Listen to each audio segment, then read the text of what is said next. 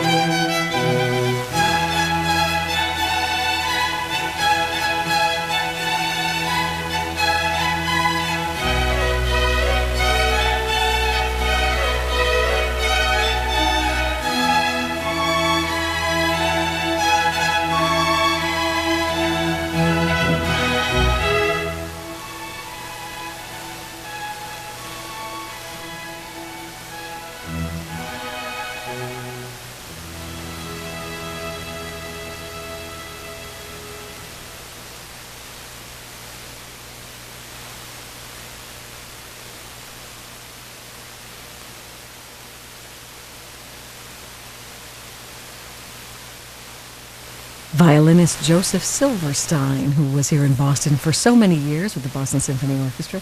They're playing the solo part of one of the Four Seasons, the concertos for violin by Antonio Vivaldi. That one, Spring, the concerto in E major. That was the Boston Symphony Orchestra with Joseph Silverstein and Seiji Ozawa conducting, music by Antonio Vivaldi.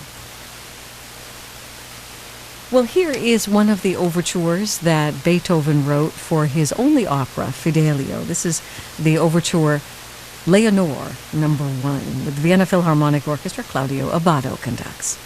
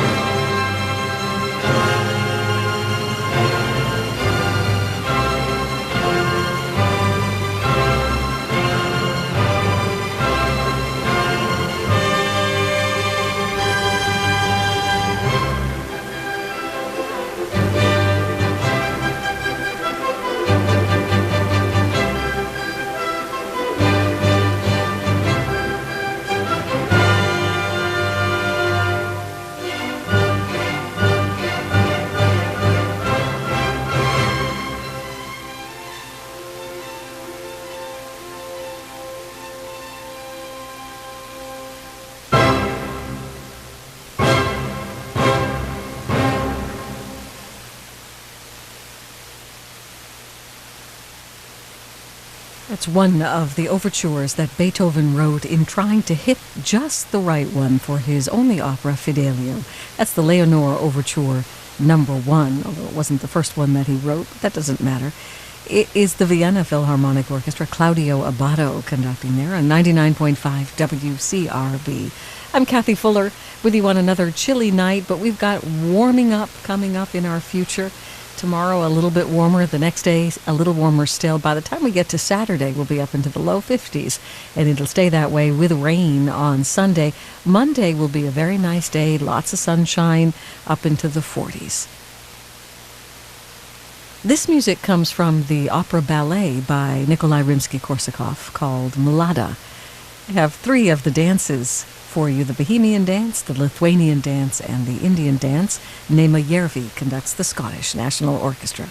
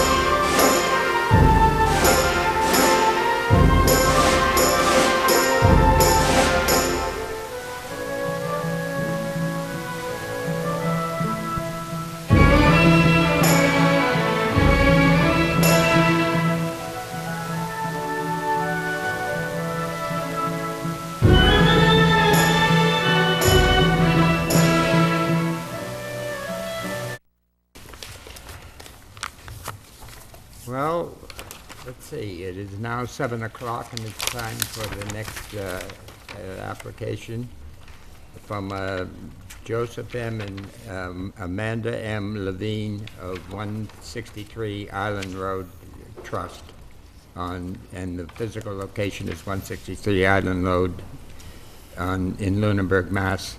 You're representing, you are? By the way, since we're on the air, you need to come up. Well, not yet. Yeah, I'm Joseph Levine. Pardon? Joseph Levine. I am.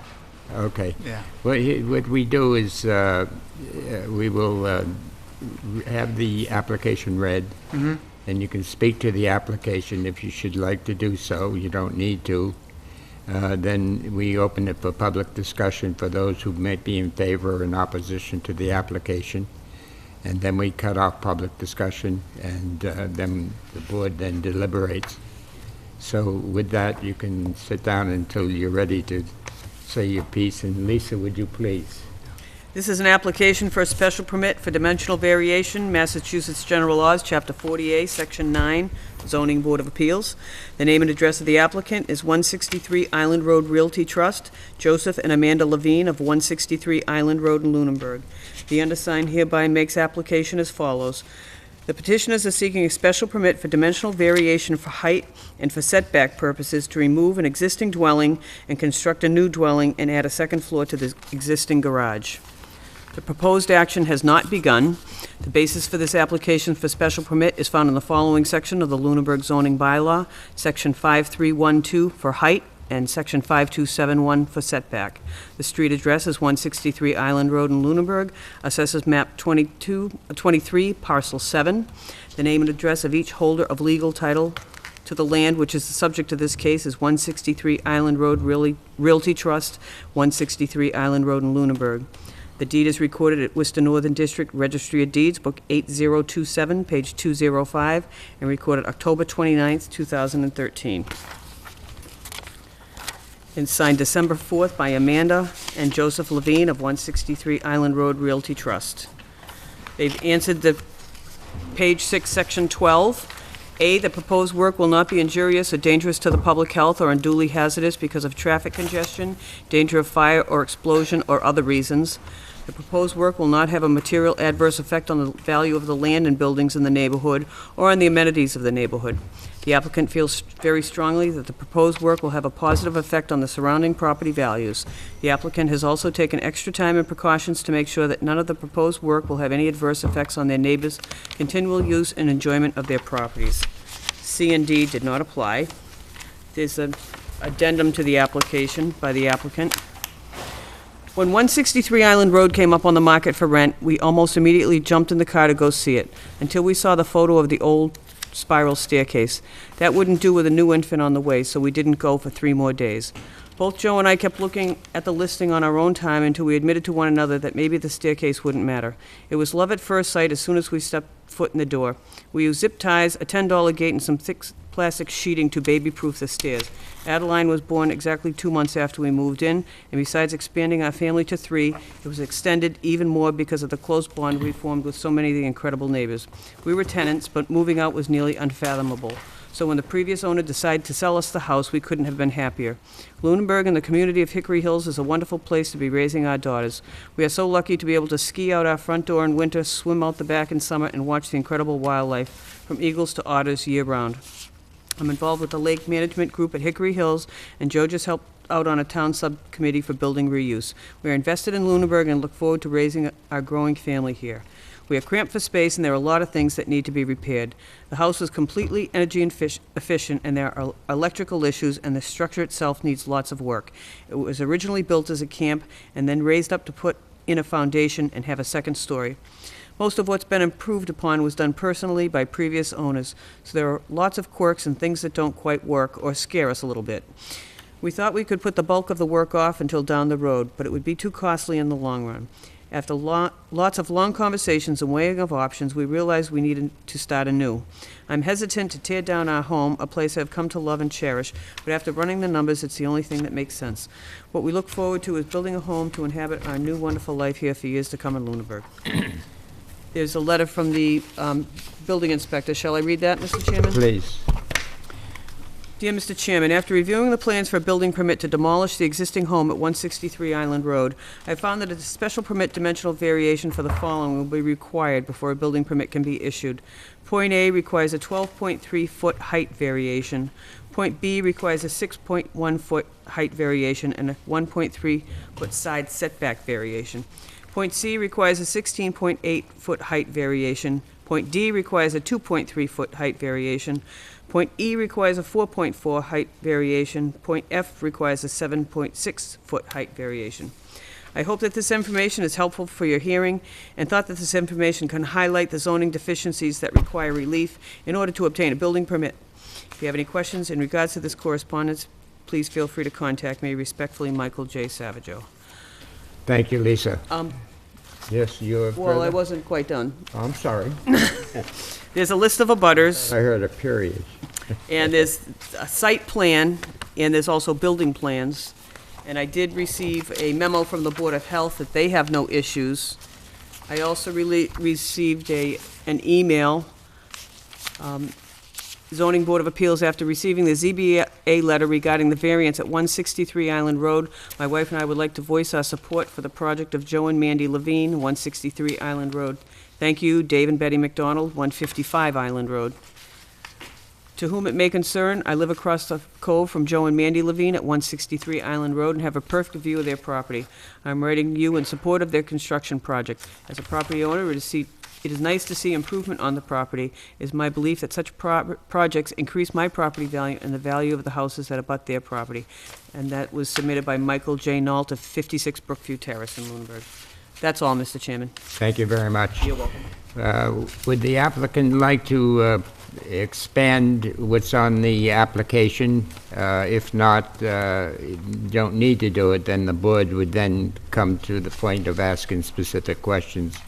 If the applicant would like to explain in some detail at this time relative to the various height, the variations that are required, and there are multiple, you're permitted to do so right now if you'd like. If it would please the board, my name is Bruce. By the way, you have to get up. We're on television. Oh, I'm sorry. Name and address. Good evening. If it please the board, my name is Bruce Ringwall from Goldsmith Press and Ringwall. We're the engineering firm that prepared the site plan.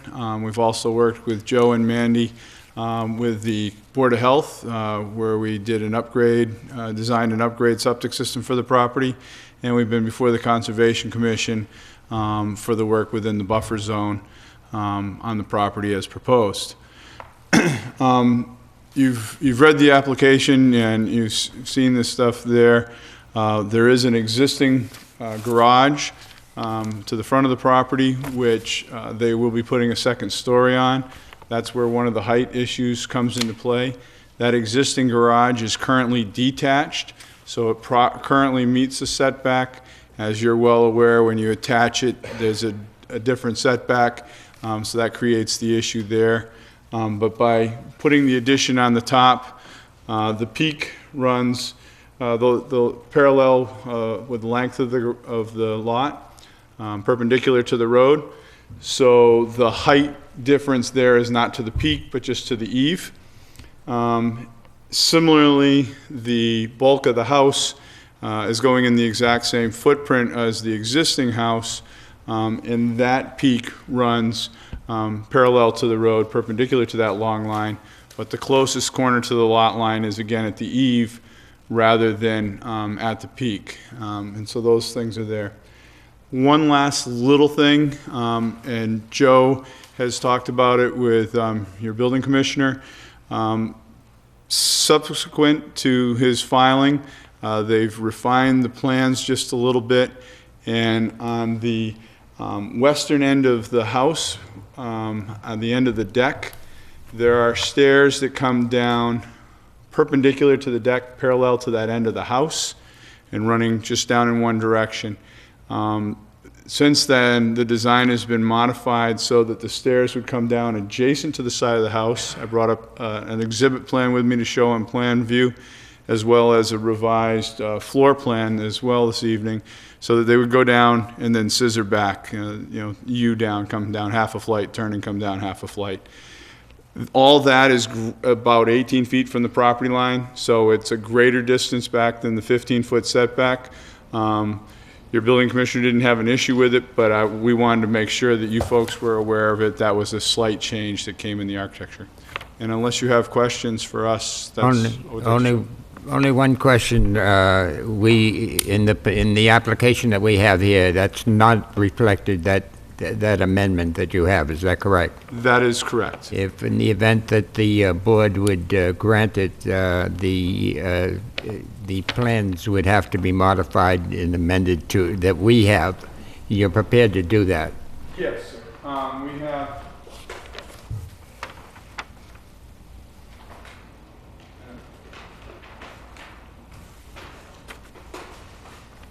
I've prepared... I forget I'm on a speaker, I'm sorry. It's difficult.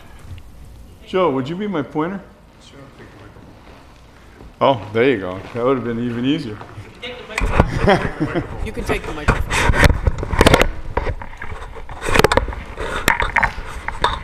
Okay. I don't want to hide from your view either.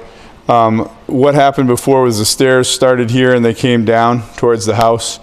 Now it comes down and just doubles over and doubles back. This is the 15-foot setback. This is the 18-foot setback to the actual, from the property line, plus or minus 18 feet. I have an exhibit plan that I can give you this evening that shows that. And I have this revised architectural plan that just shows the stairs wrapping around. It's the first floor plan, similar to that which you have in your package, excepting that the stairs just wrap around.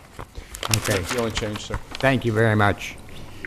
With that, we'll open it to public discussion. Anybody that would like to speak in favor of the application, if you come and give your name and address and state what your interests are. Good evening, Mr. Chair. Can you guys hear me up there? I think you're okay there. Okay. Good evening, Mr. Chair, fellow members, and Ms. Norman.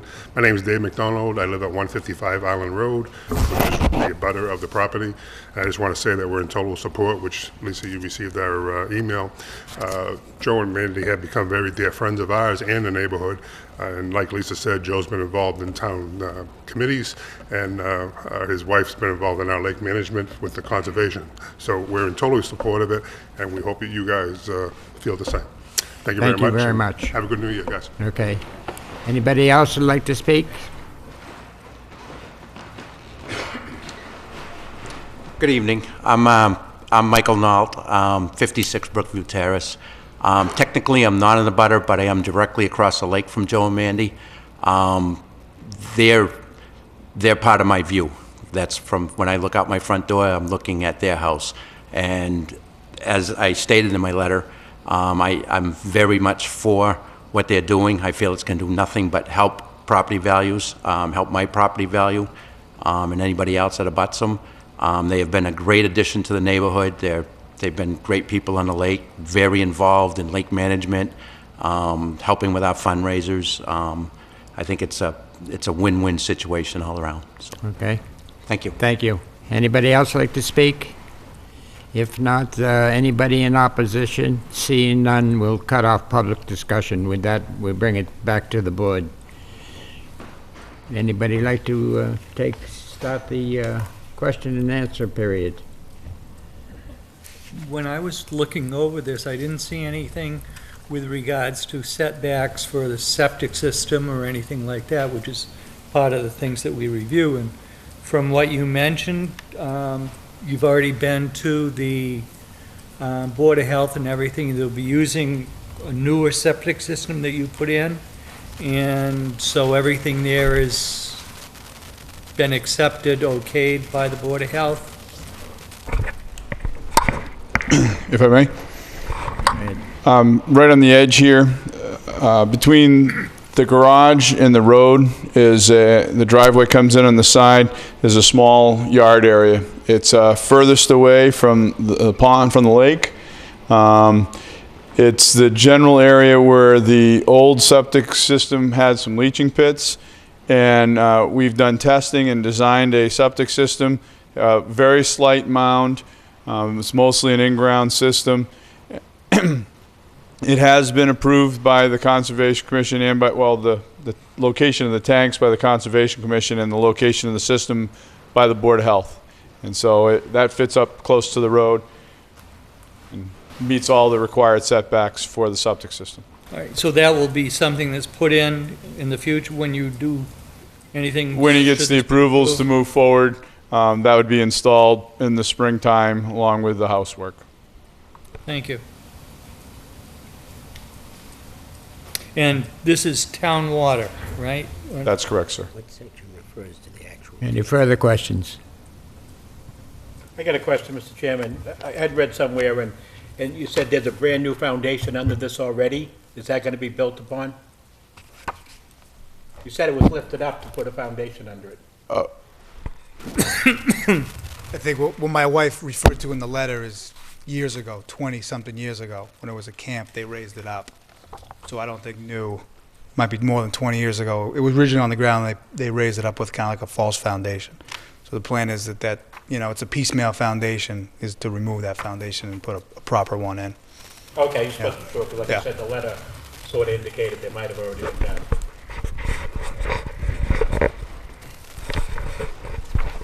Any further questions? No further questions. The chair is prepared to accept a motion. I had one, Chairman, I have, Go ahead. I'd like to, for my own clarification, have somebody address the points that Mike Right. spoke to in his letter. I thought I heard somebody say that was related to the plan, but I missed that. Certainly.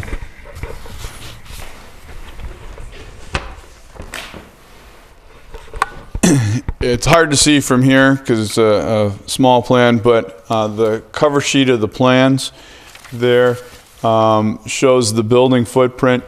The garage, as I mentioned, is roughly 4.7 feet from the property line.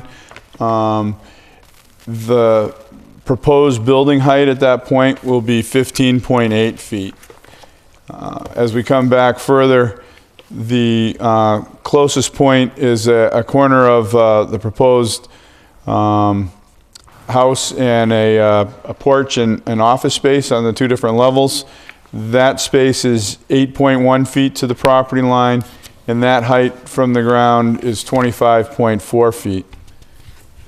And on the opposite side, the northwest side, the closest point of the house would be 16 feet and 16.1 feet, and that height there would be 25.5. Is that what you're speaking to, sir? Well, I was trying to relate to the point. on here, it's, Mike in his letter had point A through F with a variation, a height variation that needs to be approved. Right? And I'm trying to relate that to the plan, so I see that Mike is here now. Maybe he can answer that best. Okay. he's asking You're what, being There was no points asked A to, or B. to Right. clarify your document and point out where the specific height variations apply. we have no reference for A, B, C, D, E, or F. Those are arbitrary points. Thank you. I'd have to look at my document, I guess. We're taking you And I don't have my glasses with me. You could hold on to that. Do you want this?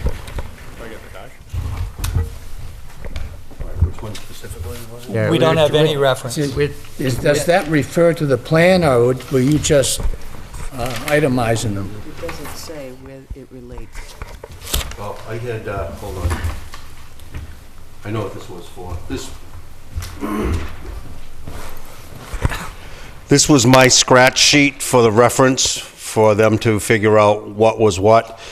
Do you recall that on your plan, I made little circles with the letters? Do you have that? because that's where the references go to. So what I did was, when I reviewed it for compliance, there were several areas that would not make, by right, the setbacks on this narrow lot. You could go as close as 6 feet in some areas. But if I look at these quickly, I might be able to figure out where they are. I think together we can. Yep. I got the first one. Okay. First one is this point right here. And you got Is that the new plan that you're looking at, or, because we don't have that, right? 8-1. That didn't change. Yeah, it's 25.4 minus the 8.1 feet. Oh, that's this point right here. Yeah. That's 8. Okay, so there's one to the right-hand side as you're looking at the front of it. That would be A. B would be, let's see, 6.1. So there's a 1.3-foot setback variance, which means that it would have to be 1.3 feet closer than 6 feet. So that's 4 point... So that would be this one. That's the garage. Yep, that'd be the back point. That'd be the back corner of the garage.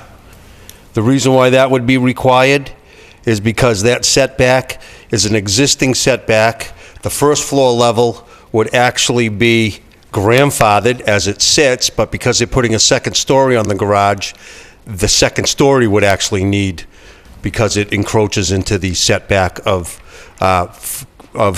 what's allowable by 6 feet, but because it's even with the level of the garage wall below, which is grandfathered because it's at the 4.1 feet away, or 4.7 feet away, the top can't be 4.7 feet away, so you need the 1.3 feet, which would bring it to 6 feet if it was in. That's the difference.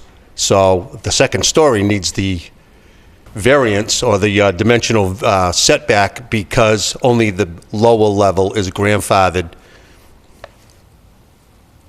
We got that one? Think so. No, Well, okay. in drafting... Okay, so let me explain it a different way.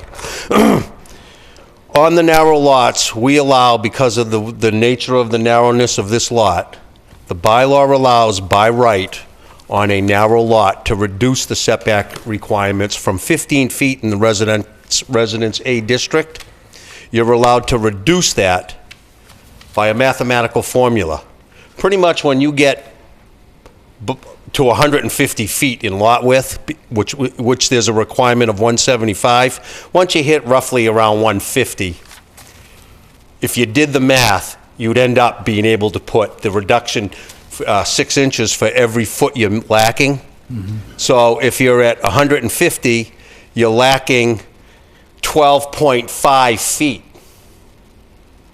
In other words, you can reduce to 12.5 feet. You can take 6 inches away for every foot in lot width you're lacking. If you're required to have 175-foot lot width and you have 150, then the 25 feet that you're lacking in lot width, you're able to reduce the setback requirement by 6 inches for every foot you don't have. So you take the 25 feet divided by 2, it's 12.5 feet.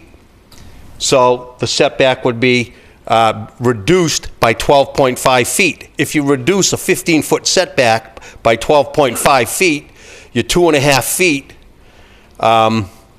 away from the property. You know, in other words, you're getting too close because the maximum you're allowed, if the math lets you go under, you can't go any closer than 6, but not closer, the bylaw says, but not closer than 6 feet.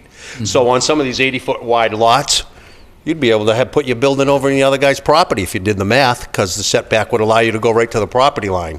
But it says, but you can't go any closer than 6 feet. That's 4.1 feet. I'm sorry, I don't have my glasses. That's 4.7 feet. You're allowed to go 6. So he needs a 1'3" special permit dimensional variance for that location of the second floor, because he's adding a second floor to the garage. The first floor of the garage at that setback is grandfathered. It's pre-existing. But because he's not changing that setback, that's the grandfathered setback, and when you're going to put a second story on that, the second story technically encroaches into the not closer than 6 feet. So the back corner of the garage needs a 1.3 dimensional Which point does variation. that relate to on your letter? The back corner of the garage. No. Oh, Point that's A, B, C, that's point B. What? That's number B, letter B. Well, do we need to take, for purposes of documentation for what we approve, and so that we can define what might be approved, is that A is equal to something, B is equal to something, C, and that defines it. Lisa and I have the same eyes, so they look good on me, huh? Yeah, I got a better pair if you're interested. Yeah. We determined this one was in the The A required, the 8.1, yep. Yep. Minus the 8.1, you need 12.3 at that point, that's, okay, there's B, there's A. C is the height variance of 16.8 feet.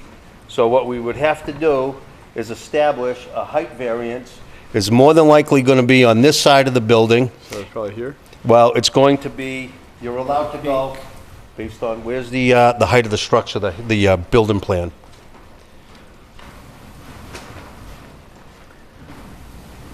Okay, This side over here. yeah, what you I have, to- measured it all. That's, I have it here. oh, right there, okay, so the proposed building height is 32 feet at that point, Yep, and 25.4 at that point. at that close point. So if you took the 25.4, you're allowed to go 8 point, at that point, you would be allowed 8.1 plus 5 is 13.1, because you can go 5 feet higher than the distance away. 8.1 plus 5, 13.1, 13.1 minus, let's just for sake of argument, 25 minus 13, So it'd be 12.4.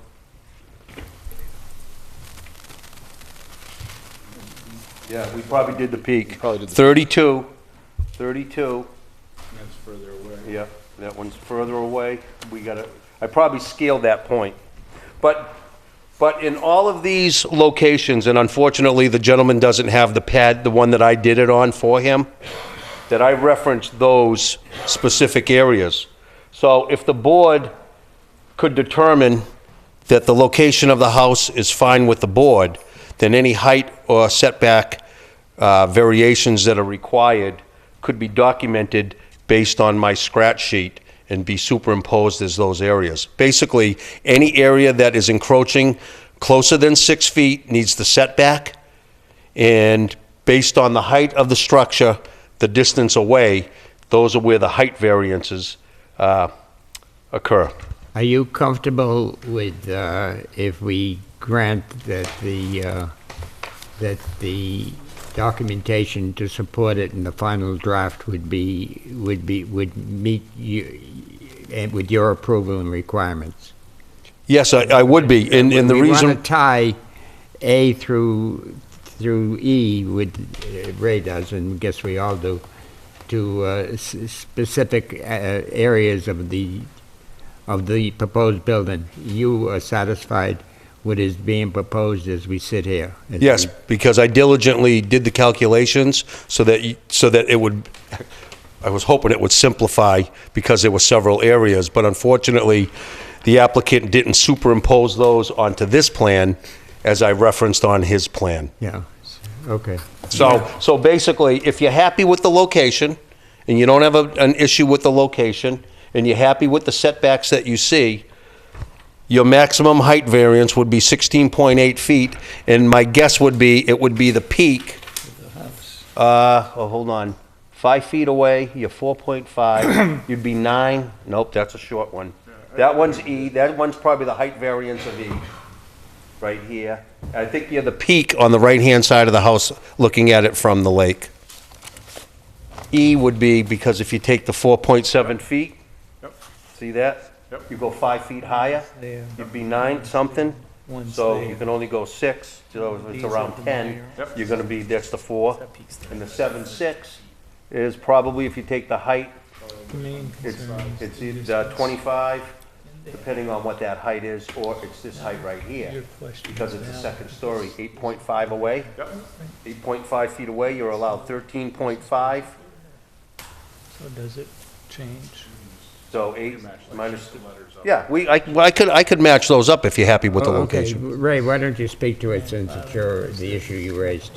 What would satisfy you? Yeah. Ray, Mike? They're all associated with the right-hand side of the house. Okay. Ray, speak I to guess the my, issue. my concern with this proposal is that, one, we're looking at a plan that isn't quite right yet, and I'm having difficulty. We've got 6 dimensional variations that are being sought here, as I understand it, right? And I think that I would feel much more comfortable if you did as you said with the finished plan, that could be tied to these dimensional variations that we're looking at.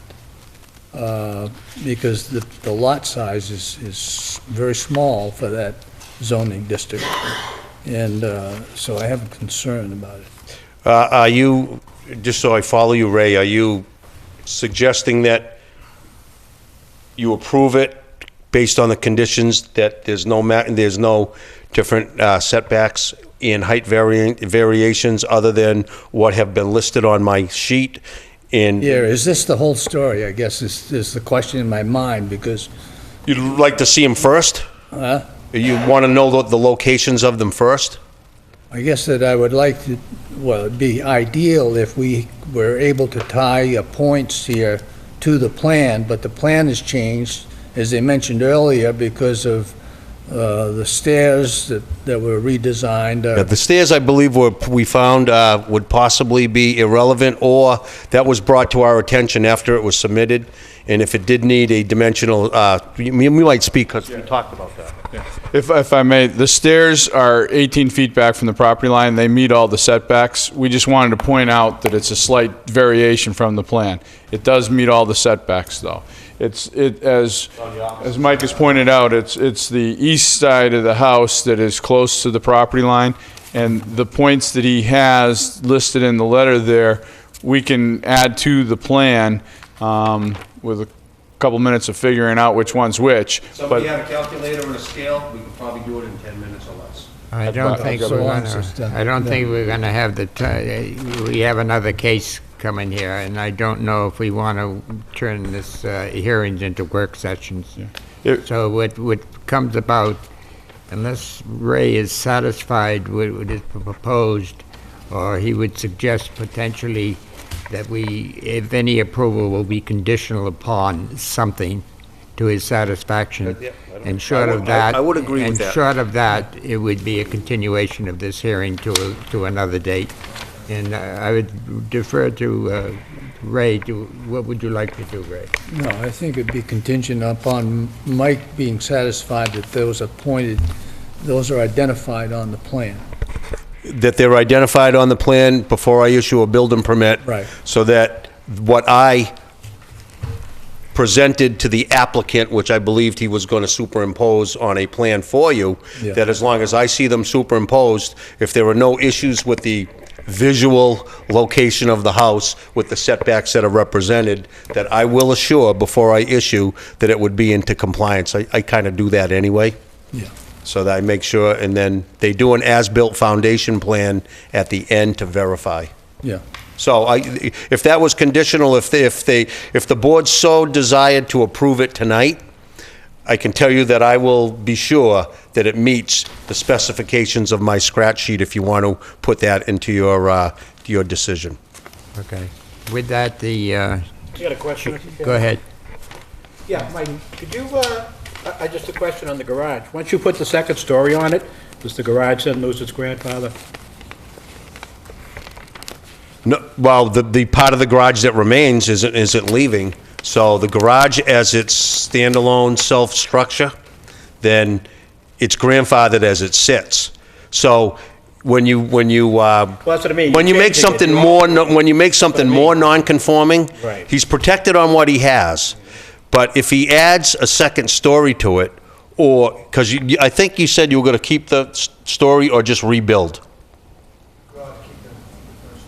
You're going to keep the first story and just add the second story. So the first story technically is pre-existing, non-conforming, grandfathered. He's going to take the roof line down. He's going to add a wall system, put a new roof. It's going to be the low slope of the roof is going to face that side. So the addition of that additional wall, so to speak, that's going to carry the rafters on that side, that becomes the more non-conforming because that's something new that's encroached within the closer than 6 feet because it's 4.7. And that's one of the variation. That is, yeah, that's the, we already found that one. That's the smaller variation there of 3.1 feet, I think, right? Well, 1.3 is it? 1.3 feet, rather. Yeah. That's what that one is. So I could, again, if we sat here, and for the sake of time, I could figure this out in probably 10 minutes or less, but I can assure you that I would not issue a permit if you made it conditional upon those numbers that I show matching the areas which I have determined are out of compliance. That's fine with me. Any further questions? Mr. Chairman, just one other point. Should we those not papers? also reference 7212, which is for the actual demolition of the existing building, which is not listed on this section? Mike, where do you, In other words, to tear down, demolish a building and rebuild, 7212 refers to that you need the ZBA's permission to do that, so that it doesn't become Abandoned, yeah. And it's not referenced in Modification or this, and I tear just down? wonder if maybe we should reference it in here No, so that it's... that should have been, that was one of them. Special Yeah. permit for the demolition to rebuild and retain your right. that's right. Right, but it's not called out in a section. In other words, all you're asking for is in the actual, Dimensional variation, Yeah, you just- not tear down. not a tear down. I mean, it's I thought- I mentioned, mean, I- but the section isn't mentioned. That could have been an oversight, because if you look at, my scratch pad. It does say remove existing building. What I'm referring to is in the section, you're referring to the two sections for the height in the side yard, but not for the actual tear down. Yeah, this isn't my reference, this is Right. what was drawn up for Right, the application. right. Where's the scratch paper? What, your My letter? Scratch paper on those dimensions, right? You mean this here? Yeah. This Lisa, here? you got that? When I asked you to cite the section, you didn't say 7212. You said the others. And I think we can just... By the add way- the section. I just want to make sure there's not a technicality where we're not There's another pair referencing of it. glasses. No. Yeah, Yeah, maybe, that was definitely an oversight. Obviously, that's the first reason why. right, the exactly, applicant is here. exactly, but it's not referenced. Right, that's probably just an oversight. It is an oversight. I just want to make sure that we put it on to the... It's the first time, though, I think it's happened in 10 years, right? That's true.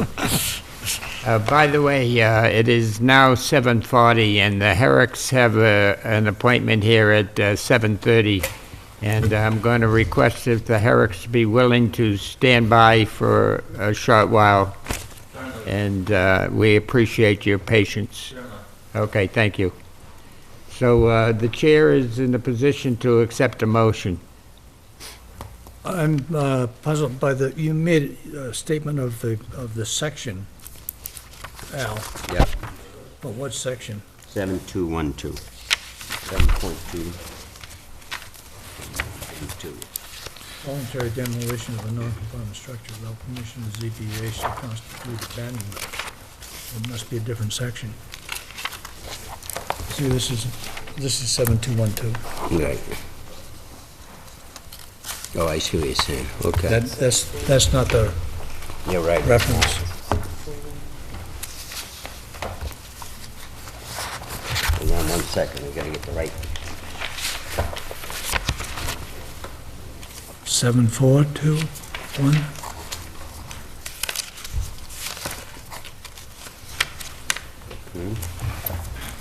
How are we doing down there?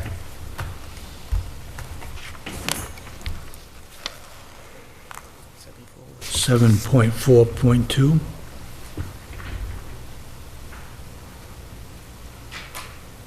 Which one did you... 742.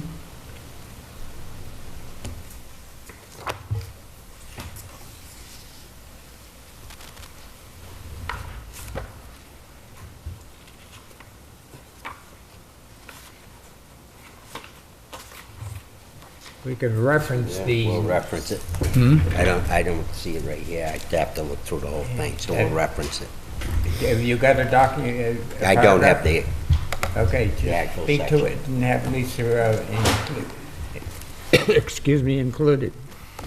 We'll include it. 741 or 742? I thought it was 7442, but Okay. 7421. 742 is reconstruction, extension, alteration, or structural change to a single or two-family residential non-conforming structure may be allowed upon a determination provided that such reconstruction, extension, alteration, or structural change meets all current zoning requirements, is not more substantially detrimental to the neighborhood, and does not increase the non-conforming nature of the structure. Have you, what you had in mind now? That, have you amended that, Lisa? They're just trying to determine which is the Determine correct that. Thought one. we had. huh? Yeah, have you had it? Is it, have you defined it already, or are you still in I discussion? actually still in discussion, so Well, I go would ahead. just assume we'll go back.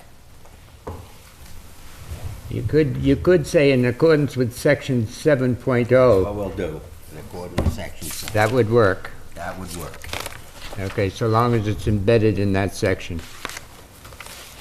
Okay? And then if we can refine it later, we'll refine it with specificity prior to, Know there's a section that says. Yeah, 744. so, okay, the chair is open to a motion.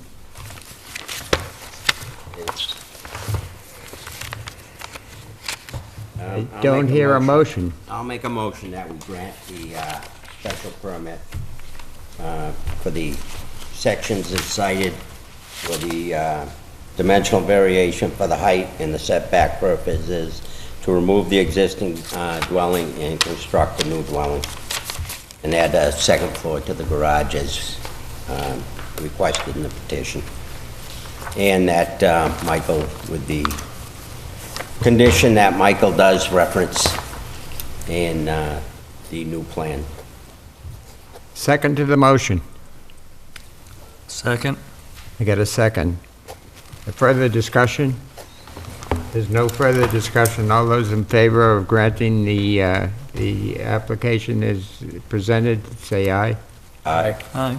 And those opposed, hearing none, I say aye. With that, I have to do a little reading.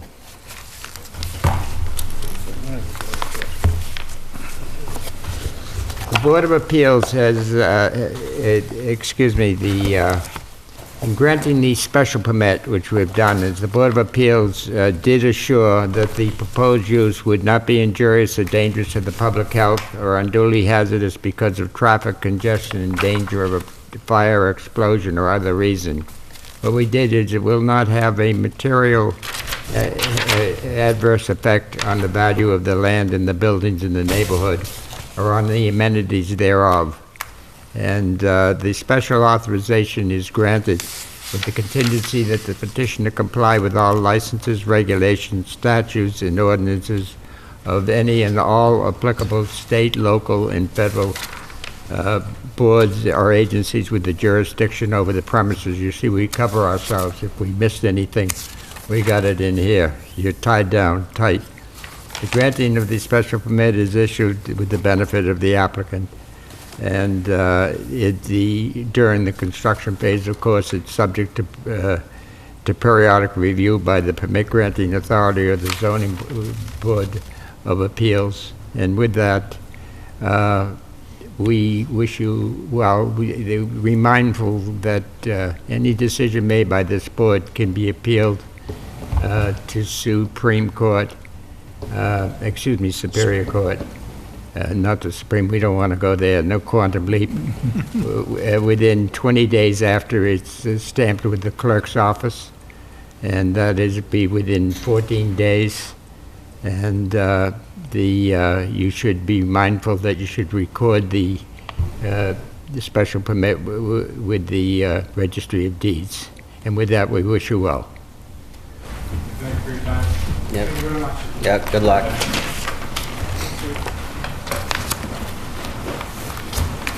Now, with all of the patients of the Herricks and Company. It is now 7:45, and if you guys would move up a little bit and relax. Myself rolling off the stage there for a second. The application here is from Robert M. and Catherine R. Herrick of 75 Belcher Road, Lunenburg, and it is a request for consider authorizing a special permit. Just to tell you, you can sit down until we're ready. But when you talk, you got to stand up. So you'll get some exercise, obviously. With that, how we run the show here is Lisa will read the application, then you can speak to the application. Then it'll go out for a public discussion for people who be in favor or in opposition to the applicant's request. And then we cut off the public discussion, and the board will then deliberate on the questions. And with that, Lisa, would you please? This is an application for a special permit dimensional variation. The name and address of the applicants are Robert M. and Kathleen R. Herrick of 75 Boucher Road in Lunenburg. The undersigned hereby petitions as follows. Seeking a special permit for dimensional variation to allow the parcel to be a lot for building purposes with reduced frontage. An application for the same was dated December 28, 2010, was submitted to the building inspector and was denied by the same for the reasons stated in the letter attached hereto. The proposed action has not begun. The basis for this application for special permit is found in the following section of the Lunenburg zoning bylaw, section 83214A. The street address of the property is 41 Country Road in Lunenburg, assesses map 14, parcel 11. The name and address of each holder's legal title to the land, which is the subject of this case, is Robert M. and Kathleen R. Herrick. Deed recorded Worcester Northern District Registry of Deeds, book 1293, page 537. Recorded 8/30/1982. Variance questions have been answered as follows. A, no change since purchase of property in 1982. Gravel road and culvert completed prior to purchase in 1982. B, financial hardship. Property taxes from 1982 to February 2011 were paid at the buildable rate. Determination of building inspector as property was not buildable since 1984. See, the property is a combination of original lots 4 and 6 to form Lot 10. The lot is 2.35 acres and is the only lot in the subdivision that remains undeveloped. D, the desired relief would not present a substantial detriment to the public good or substantial derogation from the intent or purpose of its original use. We answer the Part 12 questions as well. This will be the last developed lot on a current cul-de-sac. The residential home built on this lot will be consistent with homes in the area. B, again consistent with other homes in the neighborhood. It's a residential use, not a public use, and it's a residential use only, not commercial or industrial use. The following additional information is provided because it is considered important to this case. I have no other means of relief for taxes paid between 1984 through 2011. This is signed the 16th of October of 2013 by Robert M. Herrick, 75 Boucher Road in Lunenburg. Attached are some letters from 1982. Shall I read those as well, Mr. Chairman? Pardon? Shall I read the letters from the Planning Board, 1982? Yes, you can read all of everything that's applicable there. The only thing that we will do is subsequent to the applicant would present his case as he sees it.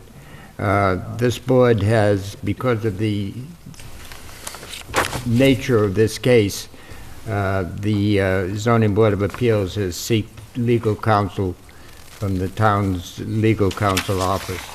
And that will be read into the record subsequent to your presentation. Go ahead, Lisa. Okay, this letter was written to Mr. Yoko Kulyu, 7 South Road in Ashby on August 21st, 1982. Mr. Kulyu, in response to Mr. Mickey Herrick's question concerning the buildability of one of... Go ahead. of one of your lots on Country Road, I'm writing to acknowledge that the board feels that the particular lot in question is indeed a buildable lot. The subdivision proposed and developed by you and approved by the planning board in 1976 is still operating within the approved time requirement. Even though the zoning requirement for frontage has changed since that date, it is our opinion that this has no bearing on this approved subdivision. I am sending Mr. Herrick a copy of this letter. I hope the board did not cause you any undue distress as we made our decision. Our policy is to make sure we have all the facts straight before making a decision, particularly when someone else's money and land are in question. I hope this clarifies the situation. And that was signed sincerely, Charles B. Arning, Acting Chairperson of the Lunenburg Planning Board. On August 21st, 1982, Mr. Herrick received a memo from the Lunenburg Planning Board. The board has agreed that the lot in question is buildable and the approved subdivision is still a valid subdivision. Enclosed, you will find a copy of the letter sent to Mr. Coolio explaining our position. Best of luck. Sincerely, Charles B. Arning, Treasurer, Lunenburg Planning Board. In December of 2010, the Building Commissioner and Zoning Official Michael J. Savageau wrote this letter to Mr. Robert Herrick. Dear Robert, this letter is in response to your inquiry regarding the zoning status of the parcel of land owned by you and recognized as 41 Country Road. At your request, I have researched the zoning protective bylaws of the town of Lunenburg. In addition, I have consulted with the town of Lunenburg's legal counsel. My formal determination as to the status of the lot referenced above is that it has lost its grandfathering status and has a potential buildable lot under the bylaws of the town of Lunenburg's protective bylaws and Massachusetts General Laws, Chapter 40A. Town council has concurred with this opinion. The lot in question was not built upon within the 8-year period of the subdivision approval. The lot also lacks the required minimum of 50 feet of frontage under the zoning bylaws of the town and Massachusetts General Laws, Chapter 40A. Until such time that the required frontage is acquired and all other bylaw requirements are met at the time that a new plan is endorsed by the Lunenburg Planning Board, the lot will remain non-buildable for a single or two-family dwelling. You have a right to appeal this determination to the Lunenburg Zoning Board of Appeals. Sincerely, Michael J. Savageau. Attached is a plot of the land and a list of abutters. That's all, Mr. Chairman. Okay, thank you. You're welcome. With that, if the applicant would like to make their presentation at this point in time, it'd be appropriate name, address, et cetera, for the record. Thank you. Thank you, Mr. Chairman. Thank you, members of the board. I'm John Barrett. I'm an attorney in Townsend, and Mr. Herrick asked me to appear on his behalf. Of course, I believe you know Mr. Herrick, who's seated in the front row. The application was filed by Mr. Herrick for this property at 41 Country Road because of the facts that have been obviously related by Ms. Normandin, and I think that you're probably familiar with. But to sort of reiterate, the property was purchased by the Herricks in August of 1982, and at that time, as was indicated, it was the last lot in a subdivision that had been built up in the late 70s, early 80s. Mr. Herrick and his wife bought the property with the expectation of building on it as a retirement home later on in life. And at the time, they were unaware of the fact that there could be a loss of the grandfathering rights. They believed that since it was the last lot in the subdivision, that it would be considered grandfathered. I'd like to point out the fact that at the time, I understand the zoning ordinance provided that if you had a double-sized lot, you could reduce the frontage. So it was designed, it could have only had 25 feet of frontage because it was a double lot, but in fact they did put 30 feet of frontage on the lot. And as was indicated, the planning board chairman at the time indicated that it was a buildable lot. Unfortunately, it was never communicated to Mr. Herrick that it could lose that status as a buildable lot. So that has been his only recourse at this point in time is to seek relief from the board under the provisions of the zoning ordinance that allows for a variation or a dimensional variance by special permit.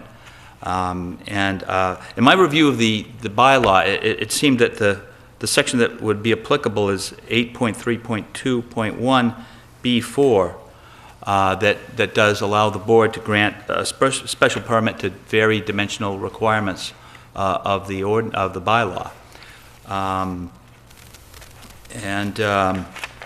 If you go through the criteria, which I know that you're all very familiar with, more familiar with than I, that the standards that needs to be met under Section 4A is that it's an appropriate site, that as a buildable residential lot, it would be compatible with the existing neighborhood.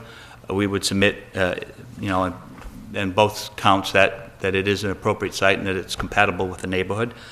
That the grant of a special permit will not adversely affect the neighborhood.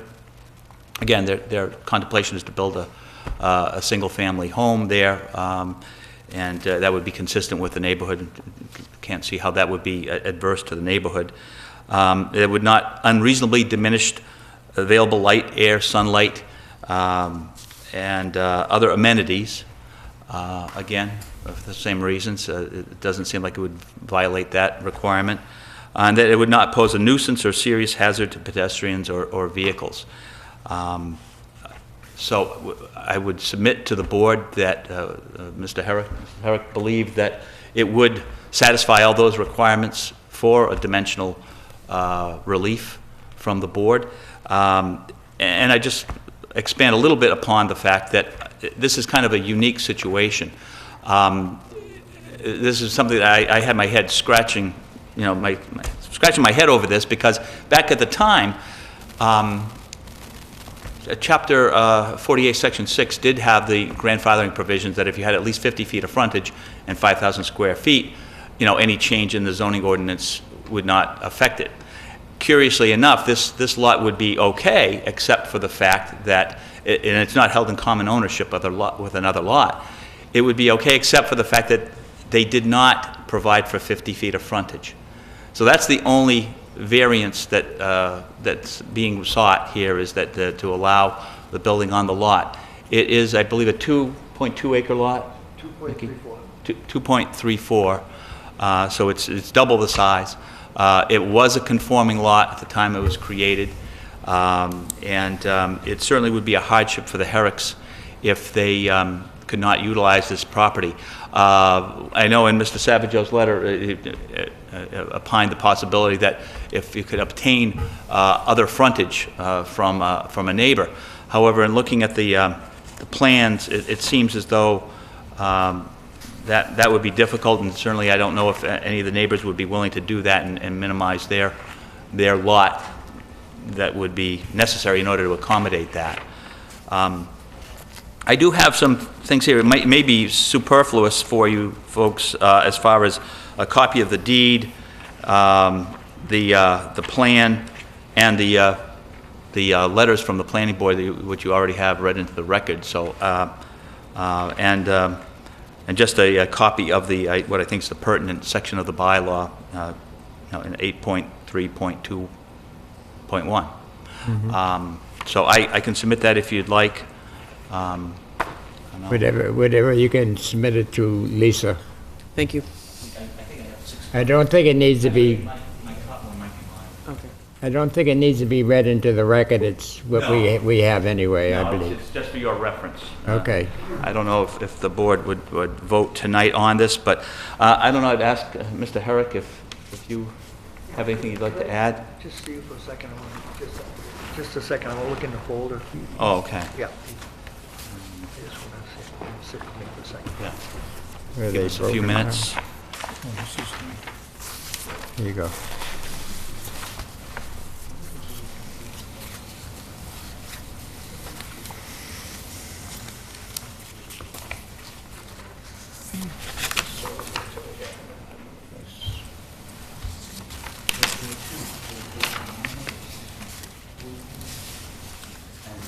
I wanted to see this up in the town today, and I got waylaid up at my mother-in-law's at the hospital, so I wanted to see the footage.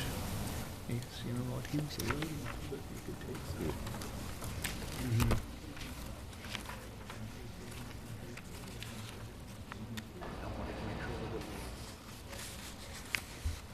Not easily. so there's nothing We're, new in here. we're pausing here while the applicant is reviewing his position. Thank you, Mr. Chairman. Go ahead. Members of the board. Mr. Herrick just wanted me to, I guess, make sure that I was clear about the fact that when he bought the property in August of 1982, he did check to make sure it was a buildable lot. And he did get the memo, the one-page memo dated August 21st from Mr. Arning from the planning board. But he did not get the other letter that was sent to Mr. Coolju. They seem to have the same import, that it was a buildable lot, and at the time was a buildable lot. But the significant thing, for Mr. Herrick was the fact that there was nothing in here that's, indicated to him that it would lose its status as a buildable lot. And that obviously had a bearing on his decision to purchase it. His intention was to, hold on to it and eventually, build a house there as a retirement home. So I just wanted to make that point. That's fair enough. I have a question regarding the letter to Mr. Coolio. That's how you say his name, I'm not sure. But there's a handwritten note down at the bottom of that letter, which Mr. Herrick never saw probably anyway, but frontage changed to 100 feet in 1985. Just piques the curiosity of where that came from. I think from what I understand, it's maybe a note from Mr. Savageau. Yeah, note on the... Sure. Yep. That, I recall writing that on that when I was doing my research on the bylaw. I was trying to figure out, had it lost its status? When did it lose its status? Yeah. After the 8-year period on the subdivision, out of the subdivision control law.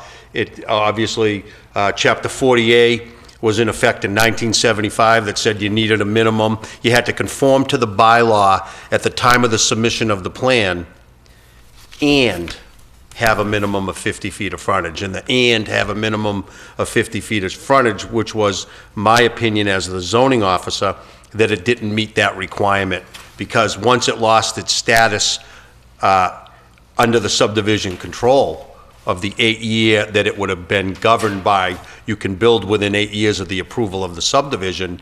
After that, I viewed it as a standalone lot, as it would be, not held in common ownership with any other lot, and that I would have to unfortunately deny the application for the building permit because it lacked the 50 feet that the zoning act says that it must have to be grandfathered. And that's the reason why he's here.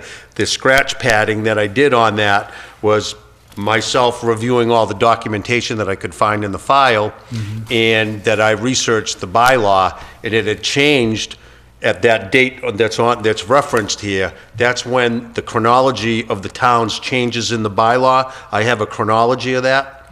And what I did was I established when it went to 100 feet, which at that point in time would have said that if you want to double the lot area, you can reduce by 50% is what it says. It doesn't say 250 feet, it says by 50%. So you reduce half of the required frontage, and that's when that 100 foot went into play.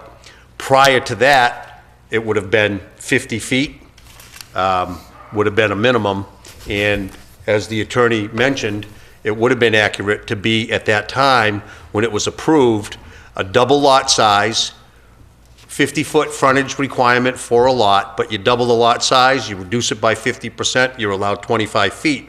They must have given it 30 to protect themselves, and unfortunately, after the subdivision 8-year period expired, it now gets viewed, in my opinion, as a single lot.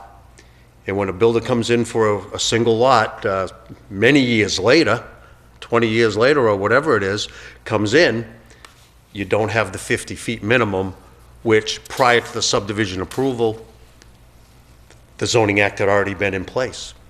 So I had to deny the application. The one thing that occurs to me is that what's being requested of this board is the establishment of a non-conforming lot and giving it validity to a non-conforming lot, which this board has never done,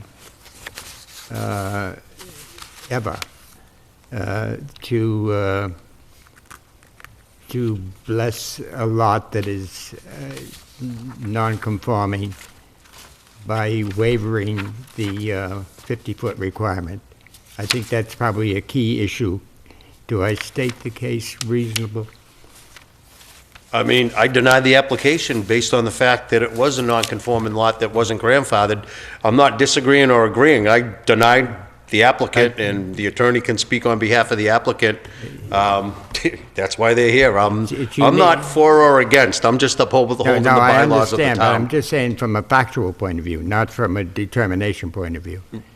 Then That's the purview of the board. That's the purview of the board. What is before the board is the If I question. could speak to that, Mr. Chairman, I think Mr. Savageau is correct, and as I said, it's kind of unique and unfortunate that when this lot was laid out, they weren't mindful of that 50-foot minimum, which I believe it was in the law back then.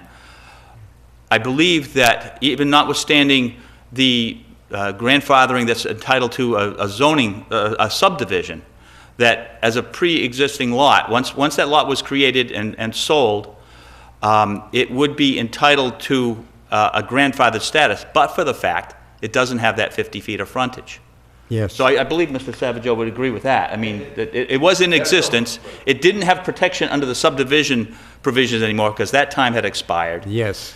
But had it been in separate ownership, not in common ownership with anyone else, which it was not, it would be a grandfathered lot if it had at least 5,000 feet of area, square feet of area, and the 50 feet of frontage.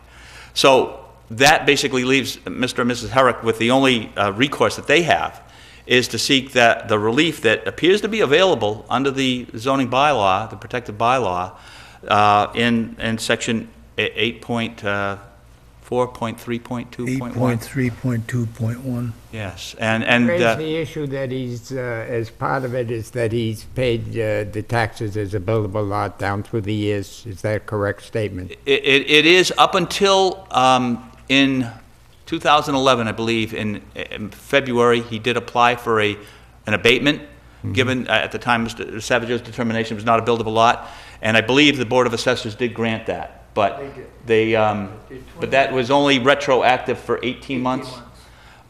So the great expanse of time there from 1984, when it, I believe, or 85, when it would have lost its status, until roughly 2010, was taxes he paid as a buildable lot that would not be recoverable. Okay. At this point in time, I think we, since the case is unusual, I think, well, I'd like to do one thing first before I do that. We always open it to public discussion for those who may be in favor and opposition to the applicant's things, to his request.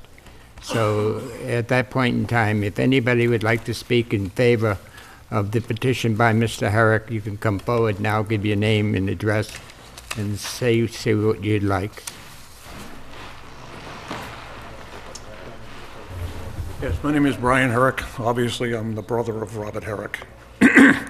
My property borders Mickey's property on the backside. Probably most, two-thirds of the back of the property borders his.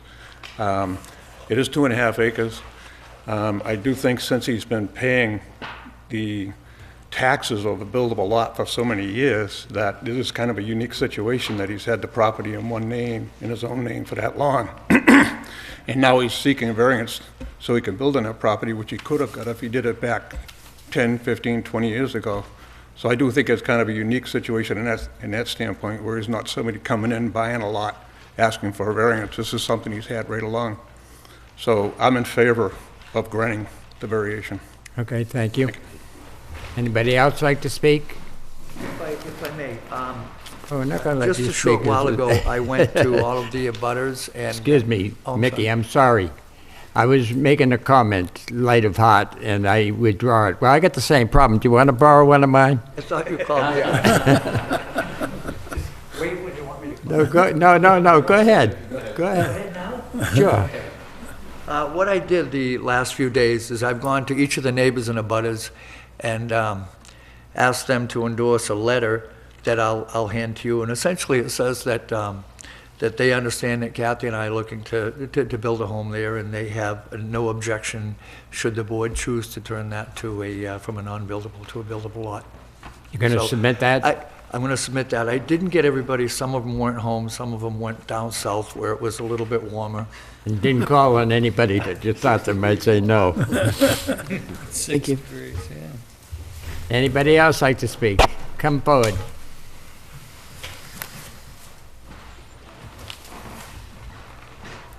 Okay, first off, I'm neither for or against this request, but my wife and I received a letter as we have property which abuts apparently the Herrick's property. And I have a plat map that I'm looking at right now, and hearing the discussion, I cannot figure out exactly where this lot is located. And I wonder if I could get a copy of an up-to-date, accurate plat map that shows specifically 41 Country Lane. This one that, Yeah, we Just give can us your show name you and address, here. please. I'm Bob Gardula, Since we have 847 Chase Road. few people here, we'll let Here you you go. come Lisa. forward. I'll give him this Yeah. one if you Yeah, Oh, okay. Give them that one. There you go. This is our assessors map, so they do this by GIS. Okay. And lot. This one might be Where better, would- Mike. So here's Chase Road. Mike. I just had to figure it out by route, basically. It's the white one. I don't know. It's this lot right here. Okay, Here's so- the end of the cul-de-sac. Okay, so we're It's located. this lot. Oh, so this. So we're. This is, Okay, so we're. Oh, okay, so. so it's right here. Okay. And that's the end of the All right, cul-de-sac, see, so that's 30 feet the right there. map I have, the boundary goes right like that. It doesn't show that little. Yeah, when what this was a merger of two lots years Okay, ago at the yeah. end of the subdivision. They realized they didn't have the frontage. May I for the keep merge. one of these copies? You Yes, go You can ahead. have those.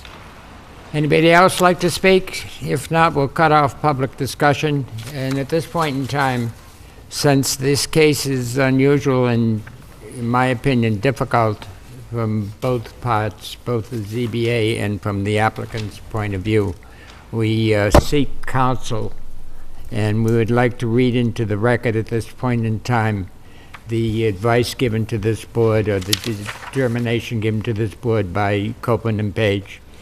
And Lisa, if you please, would you read it in? Yes, this was received today. Dear members of the Zoning Board of Appeals, you have requested an opinion regarding an application for a special permit for dimensional variation under Section 8321B4 of the town's protective bylaw. That section states, 4, the Board of Appeals may grant a special permit to vary dimensional requirements upon its determination that the exception will not create undesirable conditions caused by overshadowing or loss of privacy, that access to utility and public services will be adequate and within the standards listed below. Dimensional requirements may be exceeded by special permit so as to conform to the average height, setbacks, or other relevant dimensions of existing principal buildings fronting on the same street or within 500 feet of the premises. A, standards. In granting the special permit, the board shall find that the permit may be granted without substantial detriment to the public good and without nullifying or substantially derogating from the intent and purpose of this bylaw. See sections 422, 453, 463, and 8321, and shall find that the specific site is an appropriate location for such building or alteration. The proposed building or alteration is compatible with the existing neighborhood with regard to size, location, and architecture. The granting of the special permit will not adversely affect the neighborhood. The granting of the special permit will not unreasonably diminish the available light, air, sunlight, and other amenities, and there will be no nuisance or serious hazard to vehicles or pedestrians. B, conditions. The Board of Appeals may impose any conditions deemed necessary to achieve the purpose of this bylaw, such as, but not limited to, the following: greater than minimum yard requirements, modification of exterior appearance, limitation of size, occupancy, or extent of facilities, regulation of traffic and site plan features, including additional off-street parking, screening of parking areas or other premises from view by use of appropriate wall, fence, or planting, control of the number, location, size, and lighting of signs, additional design and siting modifications where appropriate. I understand the relative facts to be as follows. The property at 41 Country Road is a vacant lot created as part of a 1976 subdivision. The lot was created with only 30 feet of frontage. In 1985, the board increased the frontage requirement for that location to 100 feet. It is my opinion that the lot became unbuildable at that time. By letter dated October 28, 2010, the town's building commissioner zoning official sent the owner a letter to the same effect, informing the owner that the lot is not buildable. There was no appeal of that determination. The owner now seeks a special permit to allow the lot to be made buildable with reduced frontage as per the above section 8321B4, the section of the bylaw. The board has requested an opinion as the applicability of the section to these facts. It is my opinion that it would be reasonable for the board to conclude that the section does not apply to these facts. The section must be read as a whole. While the initial language talks broadly about varying dimensional requirements, the text in the subsections on standards and conditions makes it clear that the section is intended to apply only to applications concerning specific existing buildings and proposed alterations to same. Consistent with that, the building commissioner zoning official informs me that the section has only been applied to existing buildings. The ZBA chair has brought to my attention the case of Higby Fulton Vineyard, LLC versus the Board of Appeals of Tisbury. This is an unreported decision of the State Appeals Court decided in 2011, in which a three-member panel of the court upheld the grant of a departure permit by the defendant Tisbury Zoning Board of Appeals. While there are some similarities between the facts in that case and those here, including the fact that both property owners were paying taxes for a buildable lot, it is my opinion that there is an important distinction between the local bylaws and that apply in each case. In the Tisbury case, the local ZBA and the court found that the local bylaw was applicable, which was the basis for the relief granted. Here, as stated above, it is my opinion that the ZBA could reasonably find that the relevant bylaw, section 8321B4, does not apply here. Further, I should point out that these unpublished appeals court decisions included pursuant to Rule 128 are not binding precedents. Each such decision begins with a preamble to that effect. Please let me know if you have any further questions in this matter. Thank you, Joel B. Bott, Esquire, Copeland and Page, 101 Arch Street, Boston, Mass. Okay, thank you, Lisa. You're welcome. So our attorney has concluded, as we read it, that that the denial would appear to stand as outlined by the building official. I think that's the position that he took there. You might want to comment on his, even though you haven't had time to read it, is part of the record now. Thank you, Mr. Chairman. And by the way, we received this, we would have transmitted this to you sooner, except that we received it at about 4 or 5 o'clock. 5:08 this afternoon. Well, certainly, it's certainly up to the board to refer to town council for advice.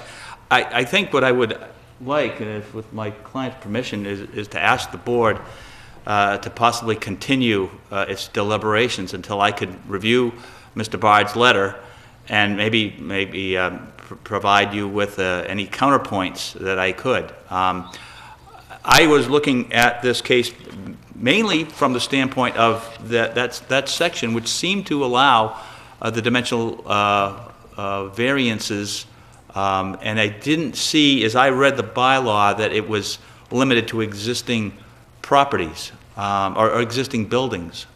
So I'm really not sure where town council derives that from. Maybe if I reviewed his letter, I would see where he's coming from. Where you would derive that from is that, of course, Copeland and Page was the council to help to develop the bylaw, and I might have Mike, if he would like, to put it in contents, in focus, if you will. So, Mike, you can both stay there, because the camera will be fine. I had not, also myself, I had not seen Joel Bard from Copeland and Page response to the board. Obviously, you just received that. I did get a call from Joel. He did question me relative to, he asked me specifically, how often have they granted special permit dimensional variations? And I say, well, it's done pretty regularly, but it's always only been done to date, as your board would know. It's never, I told him in my words almost verbatim, were it's never been associated with a lot that does not have a structure on it. It's always been relative to the location of a structure on a lot that would need some relief, such as we saw this evening on the first application when I came in for Hickory Hills. So his comment in that letter is based on, and as he references, the building official said it's only been used for existing buildings. And that, quite frankly, I don't know, and correct me if I'm wrong, but I've been around the board as long as it's been around with these members, and since the special permit dimensional variation was enacted by town meeting. And I am not aware, in all honesty, of any condition where it's never been associated with a lot without a structure on it. And that's what his comment's about, and that's where he got that information. Yes, I appreciate. You've always allowed special permit dimensional variations for structures that are there, that are being built, that encroach into the setbacks and height requirements. So, relative to, it was really a form of, for lack of a better word, not rubber stamping variances because they would not hold up in court. So I think we had decided, when the town had voted on, that if we want to give relief to people in the cases where the board deems the relief is warranted, that it would be done by a special permit because the criteria would be easier to meet. And you could vary the dimensional requirements under a special permit as opposed to trying to get every applicant that's putting an addition on that encroaches. He creates his own hardship, so you can't grant a variance. A special permit dimensional variation, a variance in the form of a special permit. But it's always been, to my knowledge, associated with structures and additions to those structures.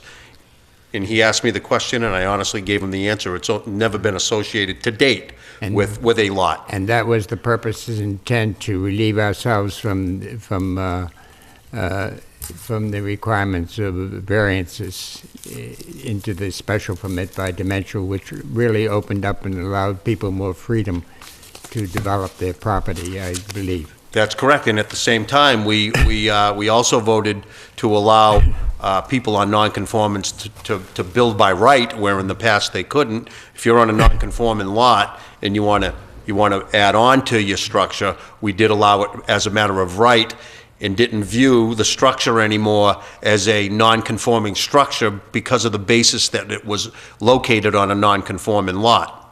So when you had a non-conforming lot with a house on it in the Whalum district, and you wanted to add on, before we instituted the special permit dimensional variation, you had to go in front of the Zoning Board of Appeals to seek relief to add on, just to add on. Yeah. Because you were increasing a non-conforming structure by virtue of the fact that the structure was on a non-conforming lot. So what we did was, at the same time, we gave relief to people to allow them to add on to structures that were on non-conforming lots, provided that they met, for 1- and 2-family dwellings, provided that they met the criteria of the setbacks for that district. And and if they didn't, they would come and seek the relief for the structure under the special permit dimensional variation. Thank you.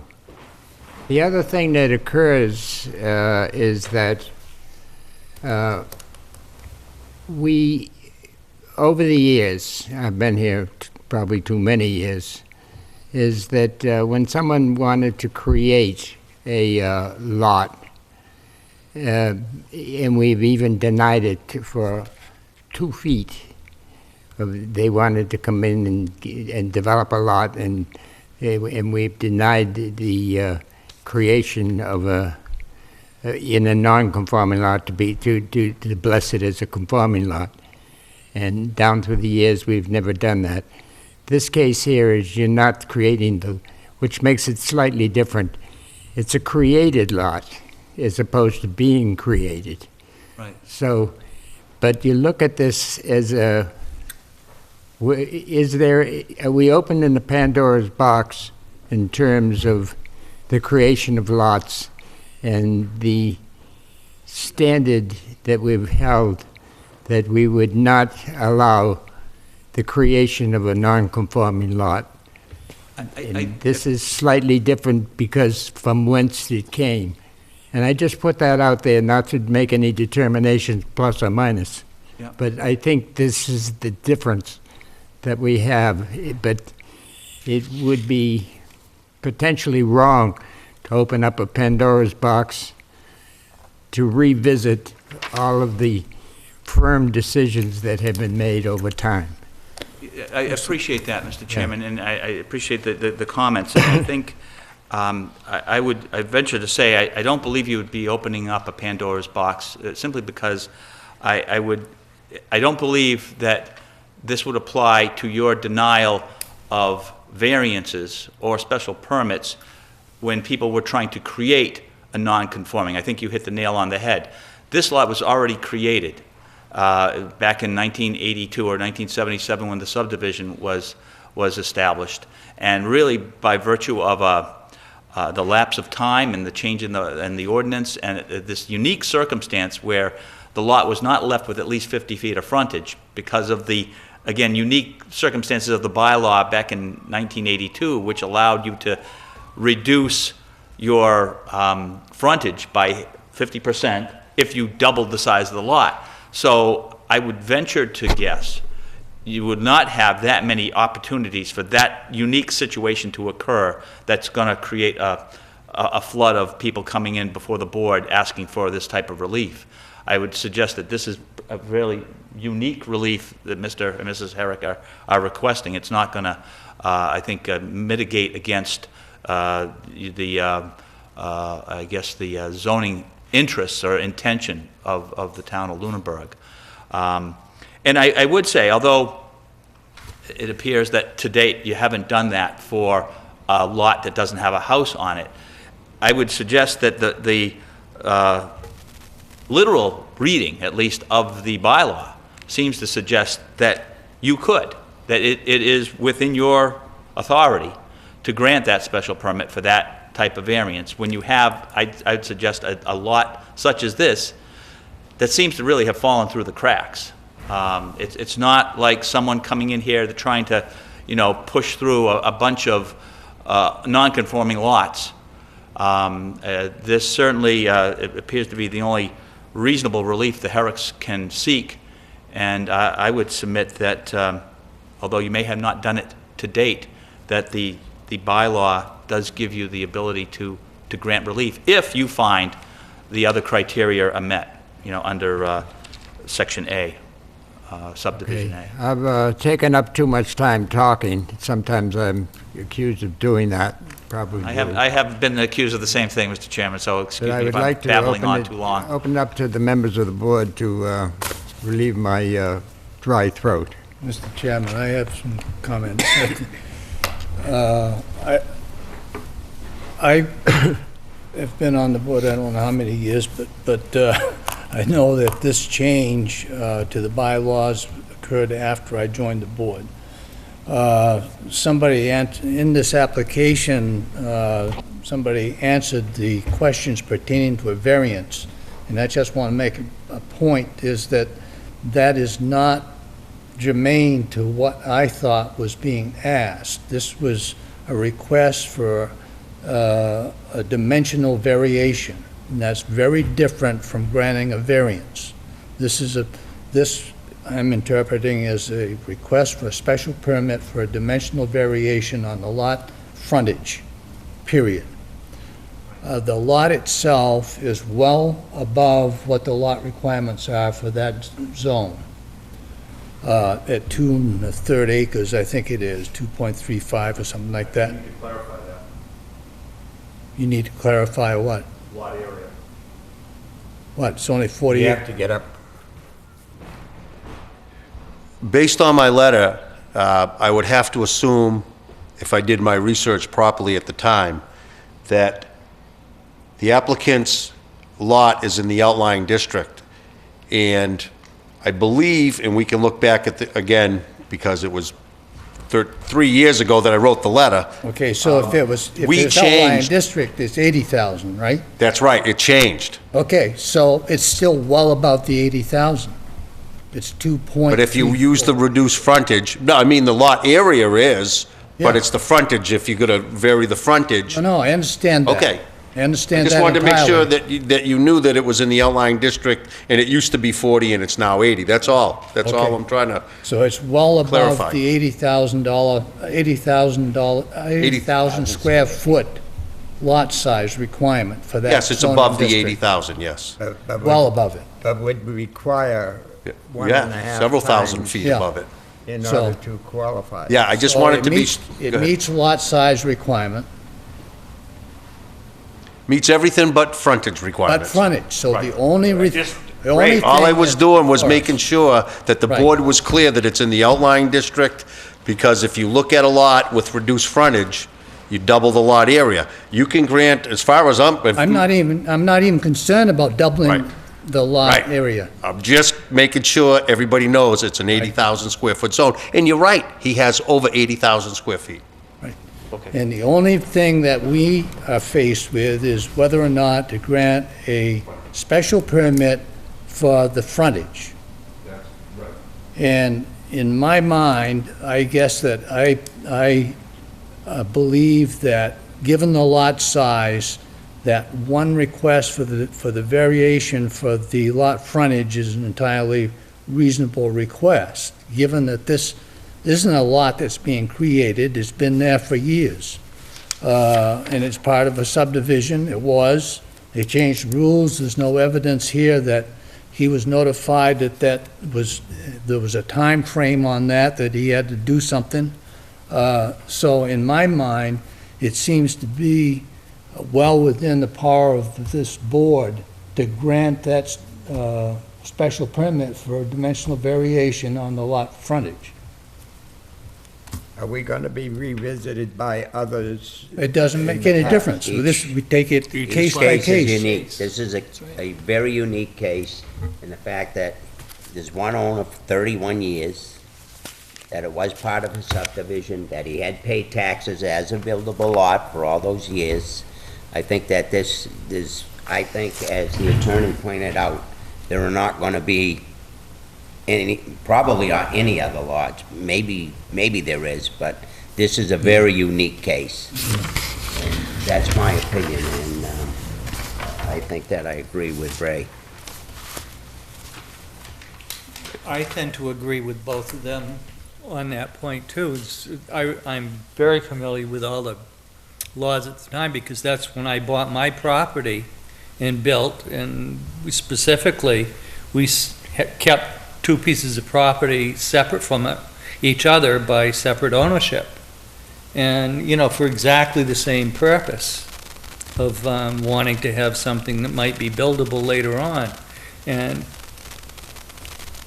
you do never hear when the laws change and how they apply to you individually, because I'm sure, to keep those records for everyone and, who may, who might, whatever, you can't do that. It's ludicrous, so. Being devil's advocate, it's good to look at all aspects of it. The merger doctrine, there are people who have had two properties, both buildable, and once the time had expired, there was a 7 years from 1975 to 82. 5 years, 75 to 81. To 81, that if you didn't, before there you could build, but after that date, you couldn't. The merger doctrine come in, and although you had two deeds, then it went away, but the door was closed. Is a similar case than this. There's a similarity in the two cases. Would that say that if suppose it was me, that I could go back and come to a board and say, I want you to reverse the merger doctrine so I can build on my other lot that you took away under the law? I think, Mr. Isn't it interesting to compare the two? Yeah, and I think, the merger doctrine deals with the fact that you have common ownership. If you have two lots and you subdivide the lots and they meet the zoning, but you continue to hold them in common ownership and you don't develop them and separate that ownership. But if I knew ahead of time then I would disjoin it while it was separate deed. I was separate billing on two sides. Right, They right. can put it off into a trust or something totally out of the thing, and therefore it would remain itself buildable. But I think here, the distinction, I think, Mr. Chairman, is just that this was never perceived as like a two-lot thing that they could split off. This was just the one single lot that they presumed would be preserved, and, you know, that they would ultimately be able to build on, and as I understand, they wanted to be able to build their retirement home, and, Well, yeah, but, and I appreciate what you're saying and the difference, but what it is, it's a look at what the bylaw is and to reverse the effect of that bylaw is in the case that I described, as opposed to, this is the same thing, because if it stands out, the building inspector properly denied so it stands as non-buildable.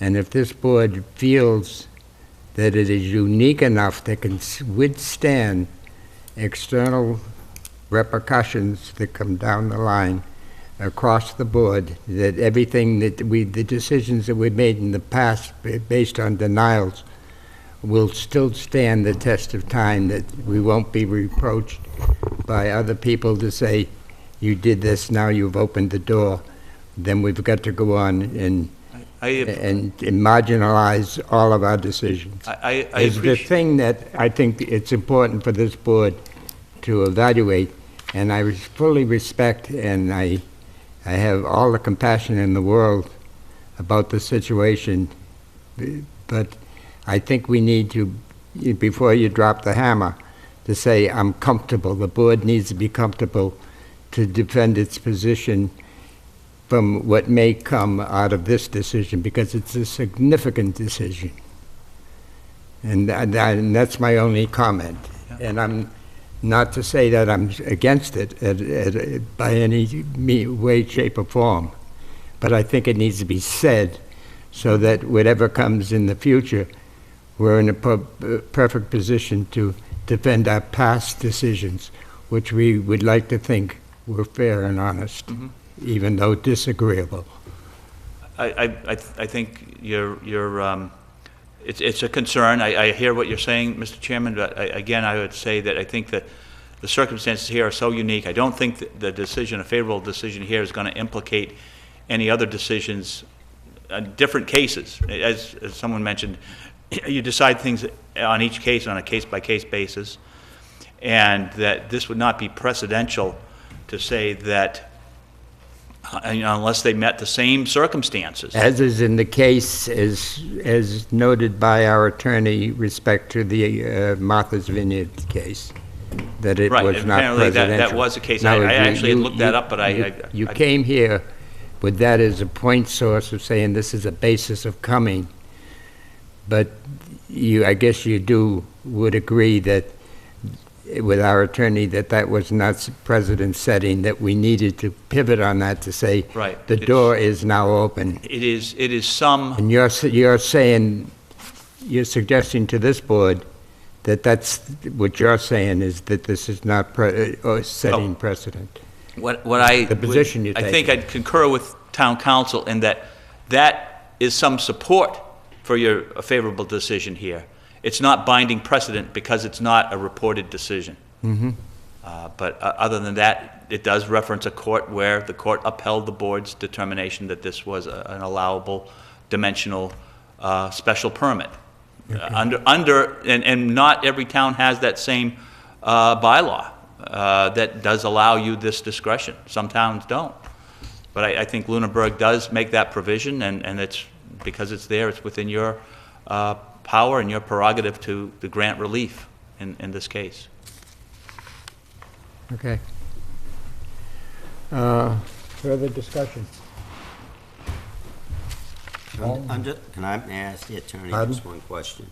Earlier you said that you would like to continue it to do a rebuttal to the town council to review what he had said and come back with your own facts.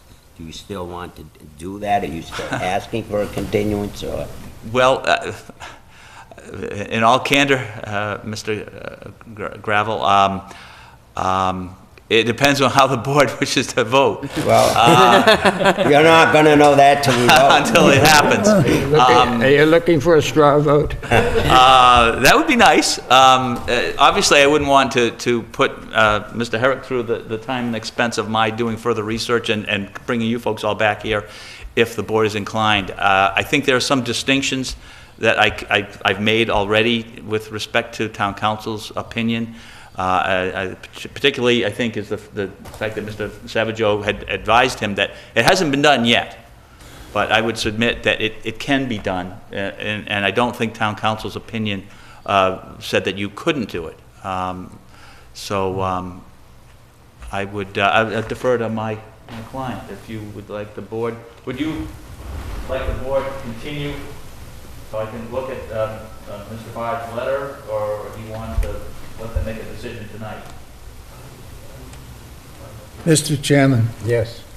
I'd like to speak again. I think that in my mind, this board is clearly given the authority to grant this dimensional variation by the wording that's in our bylaws. And I feel comfortable in that this is a request for a special permit for a variation of the frontage requirement. And I don't, whether or not I can't honestly recall a situation where we didn't have a structure on the land, but I think it's clear to me, as I read this bylaw, that we have the authority to grant this variation, whether there's a structure there or not. It doesn't specify it. So I feel comfortable with the wording of the bylaw, that it gives us the authority to do that. And I don't think it's precedent setting. I think it's a pretty unique case, and if there's one similar, fine. But I think that you would have to take it, again, on a case-by-case basis. Okay, Mike has got his hand up. Do you want to, we may have to be invited as a special guest. I'm a visitor. As last night. As the zoning enforcement officer of the town, and as the official that's charged with making a zoning determination, I agree with Ray. And that's why I believe that's why the applicant is here today in front of you, because I believe that under the bylaw, and I think any court of law that would have any opinion relative to our bylaw would have deference to the Zoning Board of Appeals. It would kick it back to you anyway. And if it was your interpretation, as Ray said, if this board determines that it is within their privy of the bylaw that they have that authority, then I don't believe a court would challenge that decision, number one. And as the zoning enforcement officer of the town,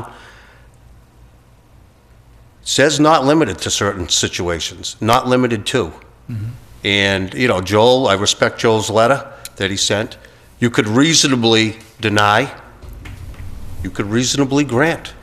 And I believe it's within the powers of the board. That's why it's in place. That was the intent of that bylaw. And if somebody else comes down the line, and I have no opinion as to my feelings if you guys should grant or not, that's your prerogative. But if somebody else comes down the line, it will be looked at that time. And I believe that if it had a similar situation, then it's up to the board to decide if in that specific situation, if they would grant the same relief. And as we all know, as Attorney Barrett said, every application is on its own merits. And the reversal of decisions of this board is made before. The reverse of a decision, I think it depends, in my opinion, that depends on what that decision was and what the circumstances of that decision was at the time.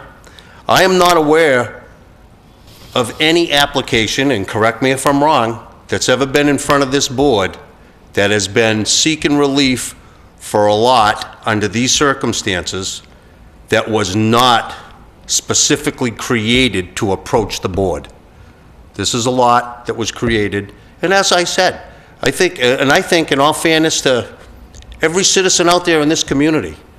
You know, if you have a situation, you have the ability. I mean, I'm the bearer of bad news, and I have to tell people no. Your board is here to decide if you can give relief under the circumstances. I believe you have that power. I believe that that was the intent of the special permit dimensional variation. So, I just want to say I agree with Ray. I just think everybody has its own merits, and it's up to the board to make that determination. And whatever comes down the line later, so be it. Yeah. Okay, any further discussion before the chair accepts a motion? I have a question. In reading this and all the other information, it says that we could condition the lot itself because of its undersized nature, and that would be to help the neighbors. Would Mr. Herrick consider underground utilities instead of having poles for electricity or something in the front? Underground utilities? What do they have now in the development? Poles. They already do. They already do, so that's, In that neighborhood. I didn't notice, I thought they were poles in that area. so. Okay. And speaking with Mr. Herrick, he would leave it up to the board's discretion tonight, rather than postpone it. You know, just, it's up wanted to you to say folks. something. As Mr. Savageau said, it's up to you. You wanted to say something? Just that. Okay. Thank you. All right, and if there's no further discussion, the chair will accept a motion. I make a motion that we grant the applicant's request for a dimensional variation on frontage. Second. Second to the motion? Second. Okay, further discussion? No further discussion. All those in favor of granting, please say aye. Aye. Aye. Did I hear them all? Okay, I'll say aye. I had to be devil's advocate in this case. That's unfortunately the role That's role it. that falls to the chairman many times. It's the duty of the chair to make sure that we at least touch on all of the negative aspects of That's right. the decision. Thank you, Mr. Chairman and members Okay. of the board.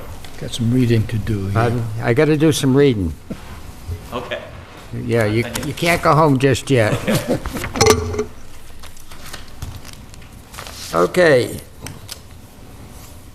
In granting a special permit, okay, the Board of Appeals did assure, which shall, but we did, that the action taken would not be injurious or dangerous to the public health or unduly hazardous because of traffic congestion, danger, fire explosion, other reasons, would not have a material adverse effect on the value of the land and the buildings in the neighborhood or in the amenities thereof.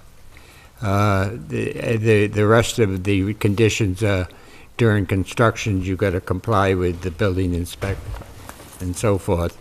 The special permit is granted with the contingency that the petitioner comply with all licenses, regulations, statutes, and ordinances of any and all applicable state, local, and federal boards or agencies with jurisdictions over the premises.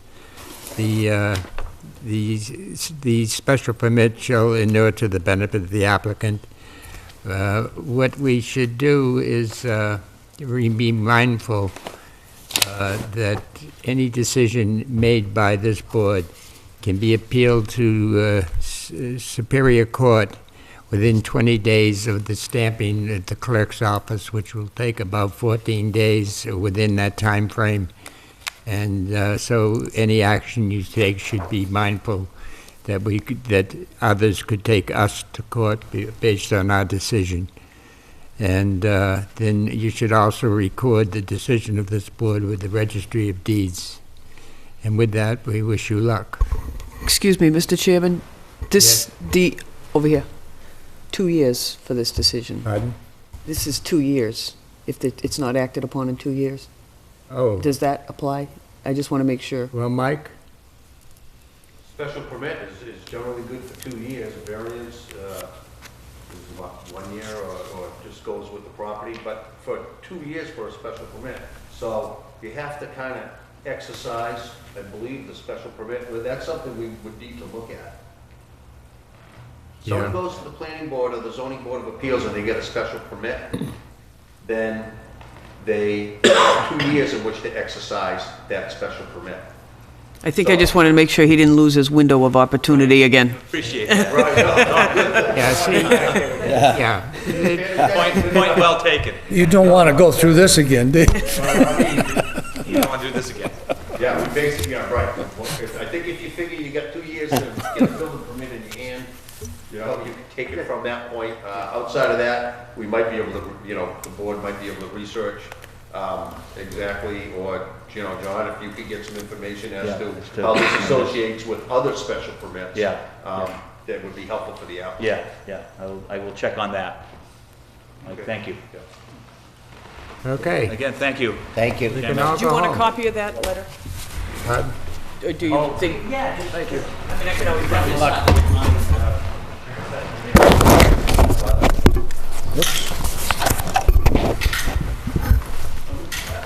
Figured if I knew, you know, if I could have got it, if I knew you were gonna be there. There's a 40B coming this month, right, the end of the month? Colleague.